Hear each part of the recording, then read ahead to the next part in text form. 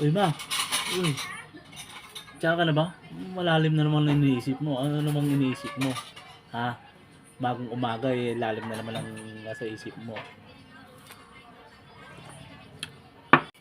Ano ba? Kalabit ka ng kalabit. Ang aga-aga. Oo nga eh. Malalim na namang iniisip ko. Hindi na naman alam kung anong uulamin natin ngayon. Patikim nga yung tiyan mo. Relax lang kasi. Kung naman kasi wala kang bilib ka masyado sa akin eh. Di ba alam? Nakapagluto na ako. Na-post ko na nga sa social media eh. Di ba nakita yung post ko kanina? Kung anong ulam natin ngayon? Sinigang na kabangus. Kasi ikaw hindi ka tumitingin sa cellphone mo kung anong mga naipopost ko eh. Wala kang bilib sa akin talaga eh. Ikaw ba? Meron na palang ulam natin. Ay, naku, thank you. Napakaangas mo talaga. Napakaangas ng aking papa. Sige, mamaya kakain na tayo ha. Sige, sige, sige. Patikim na ulit ng tiyan mo.